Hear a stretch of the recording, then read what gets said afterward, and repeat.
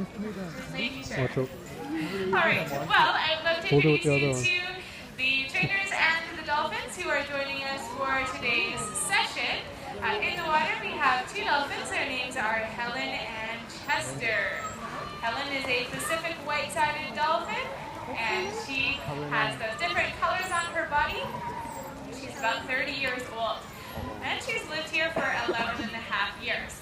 Pacific white-sided dolphins are a species that are found regularly along the coast of British Columbia. In fact, they are the most often spotted dolphin species in our waters. The other dolphin joining us today is named Chester. He certainly belongs to a species that we do not see often in our waters. Does anyone know what kind of dolphin he is? Chester? He's what's called a false killer whale. Now, this is admittedly a bit of a strange name for a dolphin species. They got it in the 1800s because their skull is similar in shape to a killer whale or orca skull. Chester is coming up on 3 years old this summer. He's lived in this habitat with Helen for almost 2 years. Today we have three trainers joining us on the dock, and closest to myself we have Kristen, then we have Rachel, and then we have Leonora. So let's give everyone a nice big welcoming round of applause.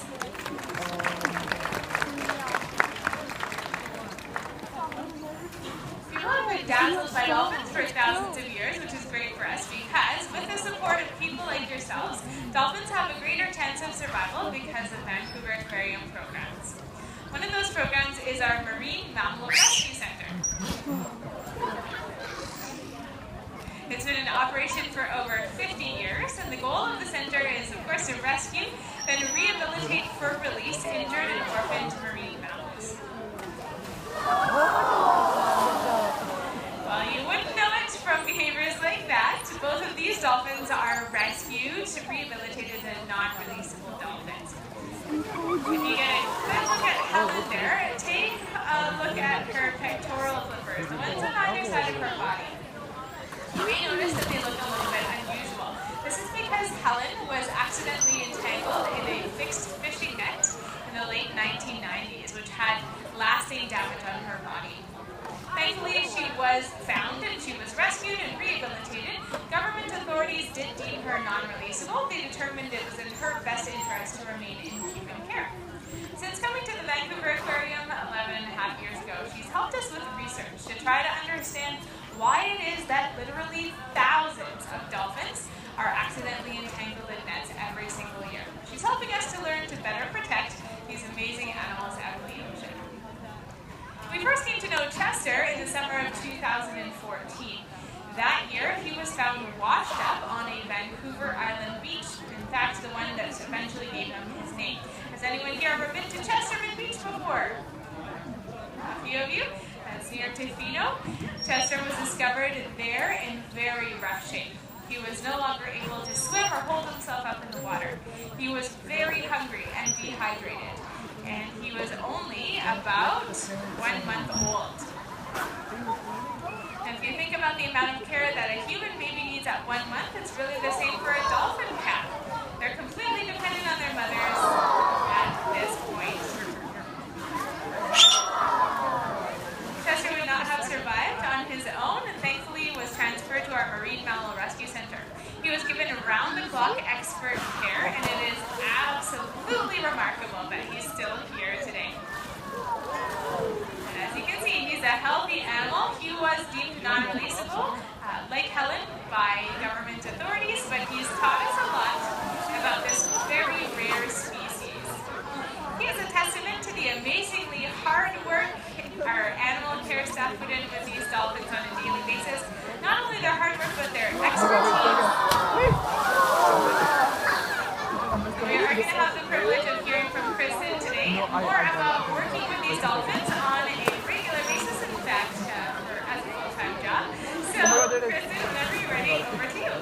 Thanks, Maddie. Hey everyone, I'm over giving you guys a wave so you can see where that voice is coming from. I've been working with both of our dolphins for quite a while now. I've been able to build up a really strong relationship with them, and that has definitely been a privilege here at the Vancouver Aquarium. But our number one priority to our animals is, of course, taking the best possible care of our animals. There's lots of different ways that we can do that. And actually, some of the higher energy behaviors that you're seeing here today We often call our wow behaviors because we get wows and things like that from the guests, and we're really happy that you enjoy those behaviors. They do exemplify and demonstrate exactly what our animals are capable of as an amazing species, especially for Helen, being such an acrobatic species of dolphin. But these behaviors actually really serve an important purpose for our animals, and that is to keep them physically and mentally active. So these guys would normally be expending a lot of energy, both physically as well as mentally, out in the ocean, just trying to survive, trying to avoid predators, trying to find their next meal. Well, of course, we provide them with all of their meals here, and we do not provide them with predators, so we need to give them a different reason to get that exercise. So training those higher energy behaviors is a great way to keep our animals nice and physically active, and you're seeing some of those behaviors from both of our dolphins here throughout this training session. It is also the relationship that we build up with the animals that enables us to participate in really amazing research projects and train really amazing research behaviors. And for that, I'll pass it back to you, Maddie. Thank you, Kristen. Let's give Kristen a round of applause for sharing that with us today. Helen, a round of applause for that amazing speech as well. As Kristen has mentioned, both Helen and Chester are involved in research projects. I'd like to share one that Helen has been a part of with you. Is anyone here visiting us from New Zealand today? Alright, well, if you were from that part of the world, you might think that Helen looked familiar. There's a species of dolphin off the coast there that is closely related to Pacific white-sided dolphins. Their names are dusky dolphins. Unfortunately, dusky dolphins are in decline in their numbers, and researchers want to know why that's happening.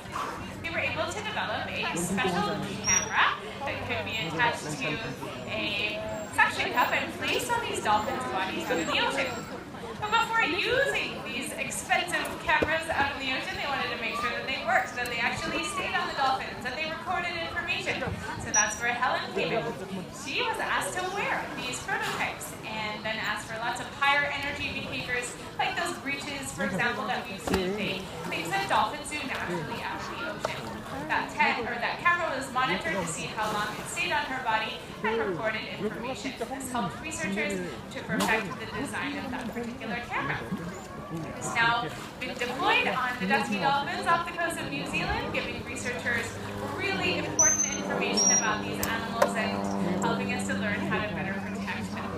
It's pretty amazing that a dolphin here in Vancouver is part of some international projects with such great implications. But local researchers also want to know more about the whales, dolphins, and porpoises found off the coast of British Columbia. Who here has had a chance to see dolphins, whales, or porpoises off our coast? There's actually quite a few of you. Well, even if you're visiting us here, it is possible that you can see these animals if you're out by the water. And if you do, whether you're a local resident or whether you're visiting from elsewhere, we would love to hear about it.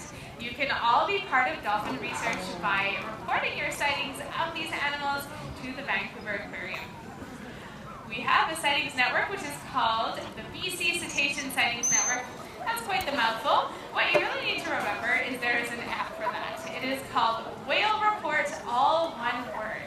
Whale Report is a tool that you can download for free on any of your phones here today, and it is a great way for you to identify what dolphins you're seeing out in the ocean. It's got a GPS tracker on it, so we know where you were when you saw these animals, and lots of other really important information that will go directly to researchers.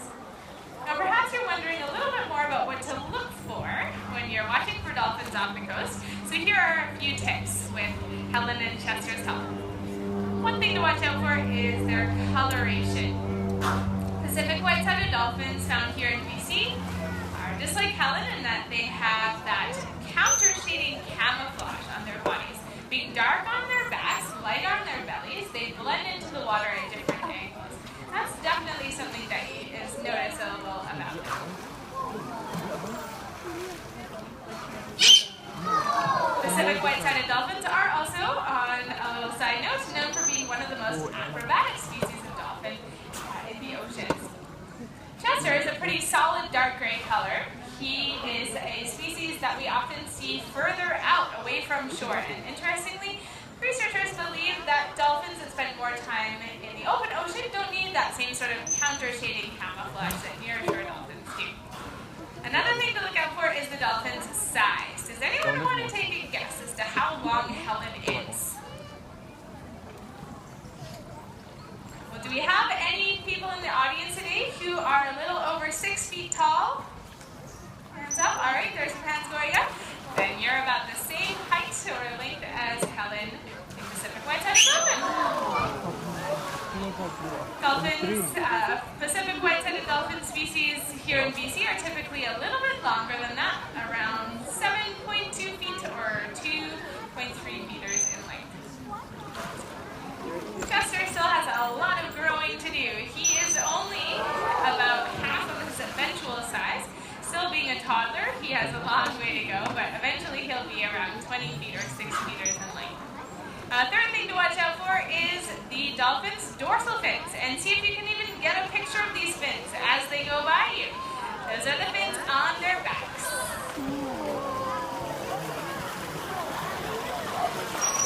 Now it can be tricky to get a speedy dolphin fin picture, but the reason that we do recommend it is because each and every dolphin has a distinct dorsal fin. It is just like a fingerprint. Even within the same species, each and every dolphin has a different one. So it's a really fast way for researchers to get a lot of information about these animals. Dolphins have a greater chance of survival because of Vancouver Aquarium programs like our Marine Mammal Rescue Center, as well as our Sightings Network. And you can all be dolphin researchers by watching out for these animals and letting us know when you see them using that app, which is called Whale Report. We would like to point out that you have already supported dolphin research and conservation efforts by visiting us at the Vancouver Aquarium today. We are a self-supporting, not-for-profit society, so when you come through our doors, you're already part of our day-to-day care of the animals that live here, as well as all of our care for dolphins out in the ocean. So on behalf of the trainers, Kristen, Rachel, and Leo, as well as Dolphins Helen and Chester, and myself, Madeline, thanks for coming out today, everyone, and have a great rest of your visit at the Vancouver Aquarium.